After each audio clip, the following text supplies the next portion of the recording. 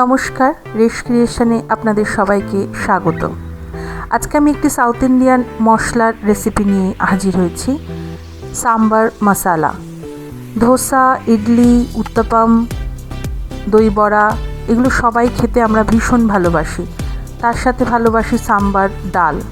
এই সাম্বার মশালা কিভাবে ঘরেই খুব সহজে আমরা তৈরি করে নিতে পারবো সেটাই আজকে আমরা দেখে নেব। এর জন্য আমরা এখানে নিয়েছি অরহর ডাল, ছোলার ডাল, বিউলির ডাল। এই সমস্ত ডালগুলোই আমি 1 চামচ করে নিয়ে নিয়েছি। তার সাথে নিচ্ছি গোটা জিরে আর গোটা ধনে, শুকনো লঙ্কা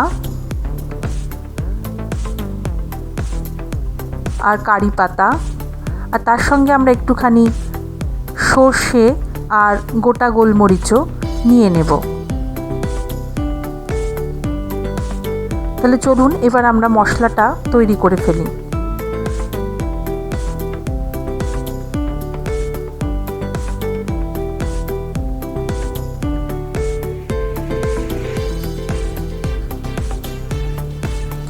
এখানে আমি একটা কড়াই নিয়েছি, এতে কোনো তেল দেব না। আমরা যে কোনো মশলা, ভাজা মশলা তৈরি করতে গেলে বা কোনো মশলা বানিয়ে রাখতে গেলে সেটাকে আমরা শুকনো খোলায় একটু ভেজে নিই। ঠিক সেরকমই আমরা এখানে একটা কড়াই নিয়েছি, কড়াইটা একটু গরম করে নিয়েছি, আর তাতে এবার আমি একে একে দিয়ে দেব সমস্ত ডালগুলো। প্রথমে দিলাম অরহর ডাল, তারপর দিয়ে দিচ্ছি ছোলার ডাল,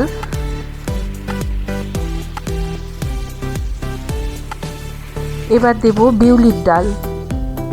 এই 3 রকমের ডালে আমি একসাথে দিয়ে দিলাম। দিয়ে এটাকে আমরা ভালো করে নাড়াচাড়া করে ভেজে নেব। ততক্ষণ পর্যন্ত নাড়াচাড়া করে ভাজবো যতক্ষণ পর্যন্ত না এটার ডালের যে কাঁচা গন্ধটা সেটা চলে গিয়ে একটা বেশ ভালো ভাজা গন্ধ বেরোবে, কিন্তু পুড়ে যাবে না। তাই আমি গ্যাসের ফ্লেমটাকে মিডিয়ামের থেকে একটু লোর দিকে রাখছি যাতে এটা পুড়ে না যায়। আমি এটা ভেজে নিলাম, নিয়ে এটা একটা মিক্সি জারে ঢেলে নিলাম।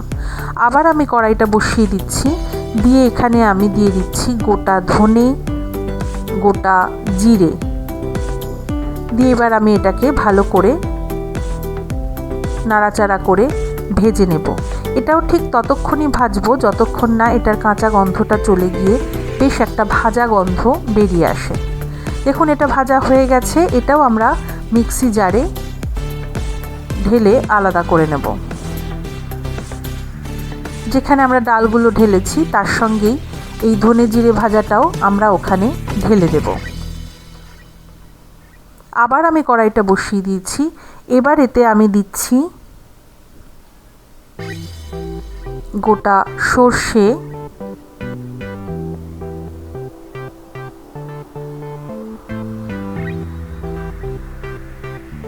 গোটা শুকনো লঙ্কা, গোটা গোলমরিচ আর কারি পাতা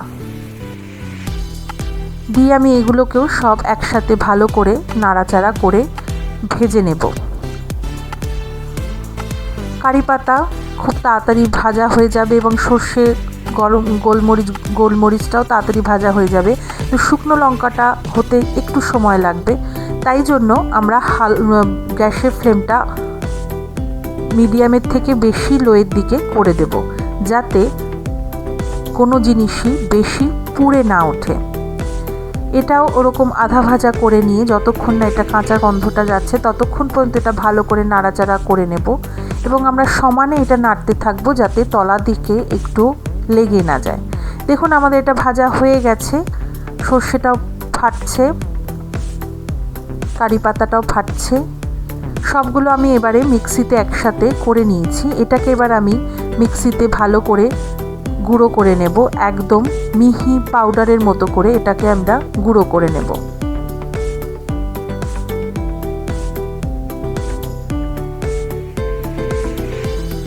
দেখুন এটা একদম মিহি পাউডারের মতো গুঁড়ো হয়ে গেছে। এখানেই আমাদের তৈরি হয়ে গেছে সাম্বার মশালা।